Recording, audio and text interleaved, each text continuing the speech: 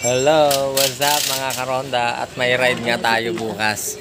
Papuntang Dingalan. Siyempre, of course, kasama ang ating trupa. Ayan. So, para maging ready tayo, siyempre, kailangan natin i-check yung ating motor. So, sa lahat ng gusto palang maging mapogi ang inyong mga motor dyan, siyempre, dito lang kayo sa Ogie Works. Dito lang yan matatagpuan sa Barangay Bayugo, Maygawayan, Bulacan. So, napaka-legit nila mga karonda. Sa meantime, tatlong motor kami dito nagpapalinis. Yung dalawa is Honda Click. So, syempre, ang inyong lingkod, yung mumurahin lang na motor. Pero, try nating pumasa hanggang Dingalan. Ito nga pala ang motor natin mga karonda na gagamitin kung saan ipinapacheck natin overall ang ating preno at ang iba pang mga wirings niyan. Kaya saan ka pa? Dito ka na sa Ogie Works.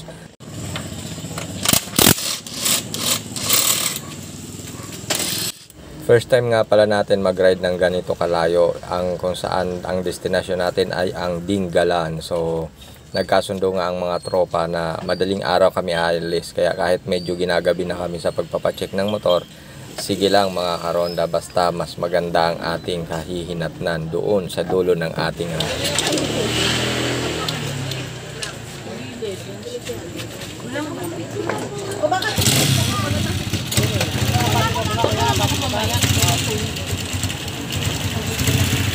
Ready na ba kayo bukas sa Dingalan? Ready na. Ready na. Tomorrow.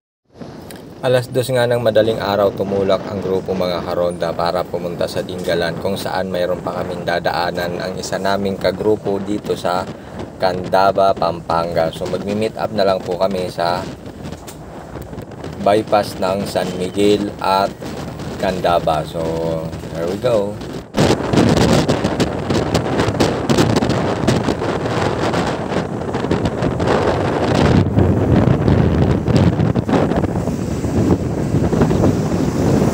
Ang usapan nga natin mga karonda ay takbong pogi, kaya lang hindi ko alam kung bakit ganito talaga ako magpatakbo, kaya mas pinili ko yung sa dulo lang ako lagi or sa likod para sila na lang ang susundan ko, dahil pag ako ang nauna, tsak ang sabi nila hinahabol ng 10 demonyo.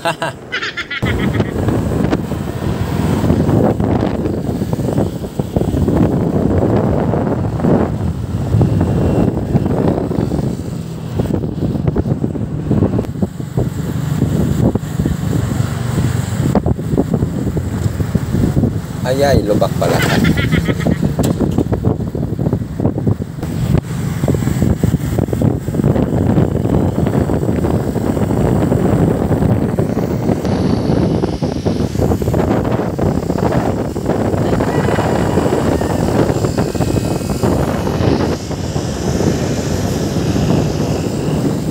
Three hours later.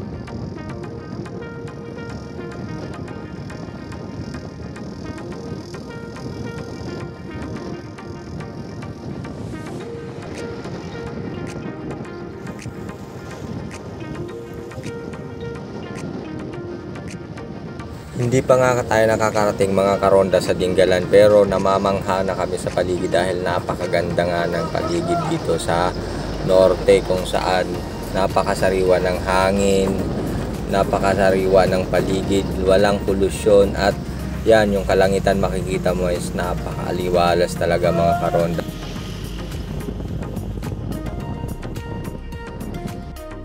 Napadaan din kami sa tulay na ito at nakita ko nga na napakalinis ng tubig. Pwedeng-pwede ka maligo ng libre. Napakalawak ng area, kaya napag-isipan namin ng aking the one and only na huminto saglit at mag-take a picture.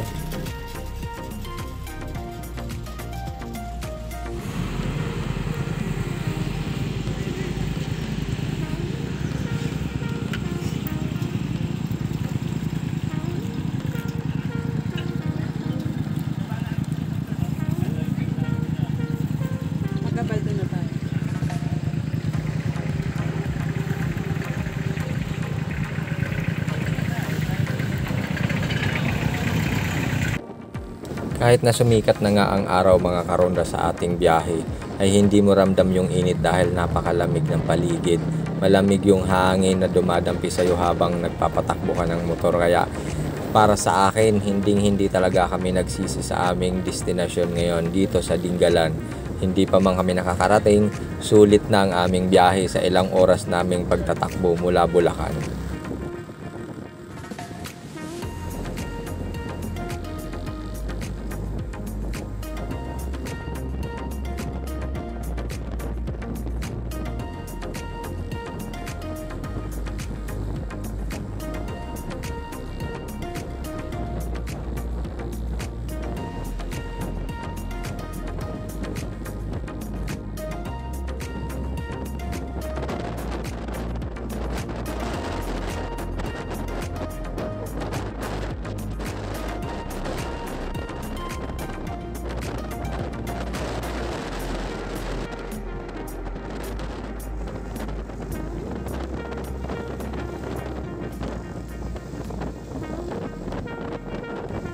Plano nga sana namin pumunta mga karonda sa grotto pero mukhang hindi matutuloy. Sayang.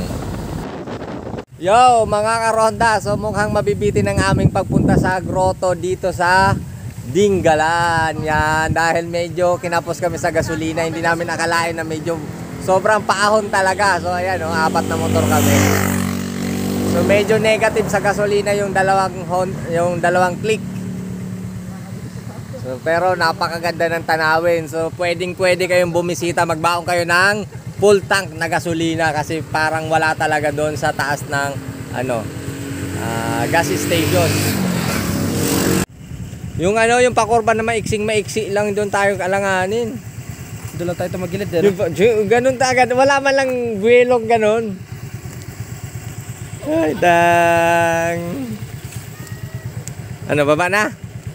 Doon tayo sa dagat, yung may dagat doon, Tanong tayo kung yung sa may pier, di ba? Tanong tayo kung saan pwedeng huminto. Tara. Meron pang dagat na hindi pwede.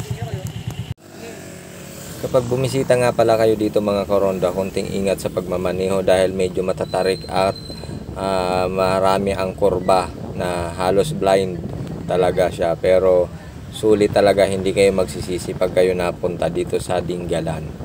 Napakasariwa talaga ng paligid niya mga karonda at napakaganda. Instagrammable talaga ang masasabi ko.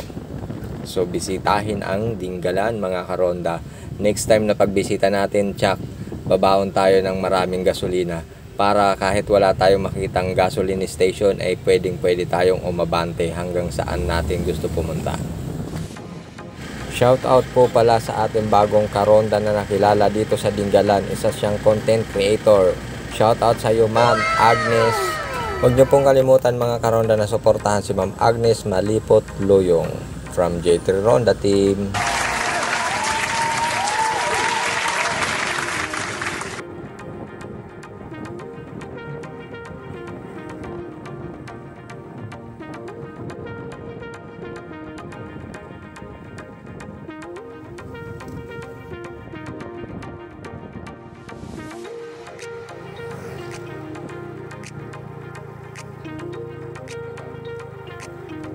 Papuntang DRT.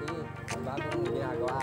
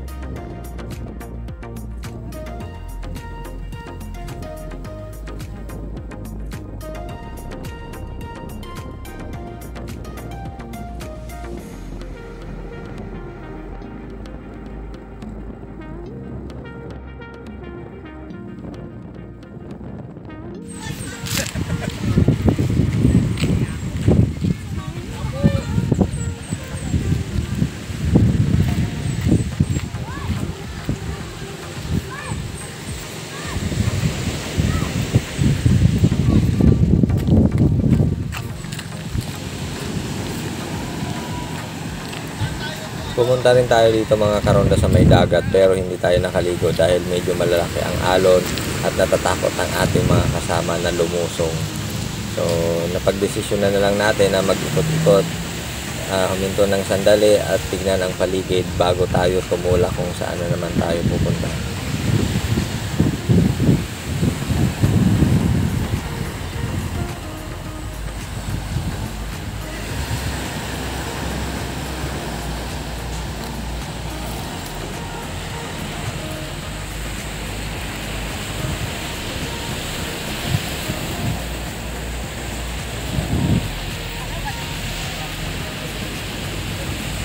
Hello, Dinggalan!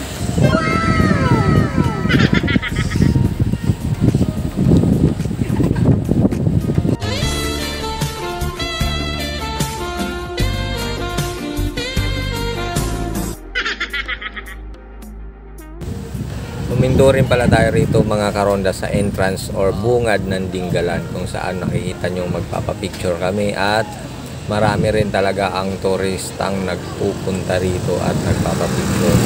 So meron talaga dito mga taga-picture mga karonda.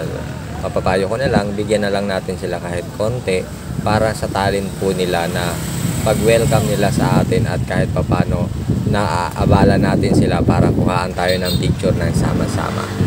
Ang mapapayo ko lang din mga karonda, ingatan natin ang kalikasan natin, huwag mag-iiwan ng basura. Pwede tayong kumain pero huwag iwan ang kalat kung saan-saan para mapagpatuloy natin ang malinis na kapaligiran para sa mga susunod na turistang pupunta at ating mga henerasyon na parating. Maraming salamat mga karonda.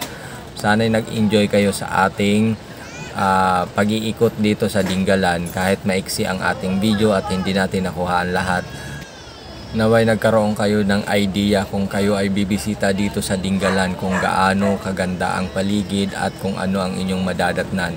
Siyak sa mga darating na araw ay marami pang may improve dito kaya bisitahin ang Dinggalan.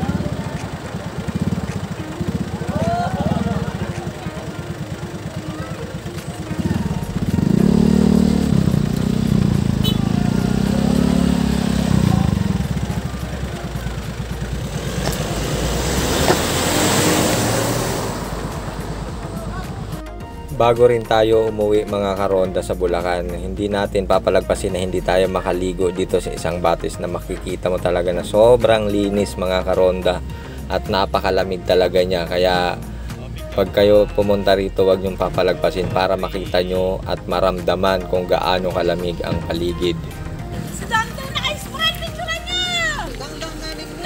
Nakakatakot yung camera, lapit yan eh. Sa salon, doon na.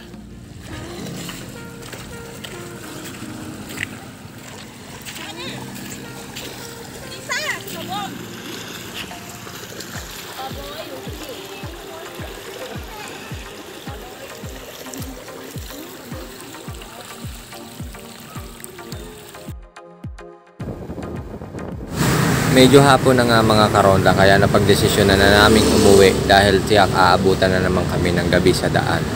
Yun lang mga karonda, maraming salamat. Huwag pong kalimutang mag-subscribe, like, and share sa ating channel na J3 Ronda at sa isa pong channel natin na J3 Piso Wi-Fi. Maraming salamat po sa pagsama sa amin dito sa aming ride papuntang Dinggalan. Magkita-kita po tayo muli sa susunod na ride. Paalam mga karonda.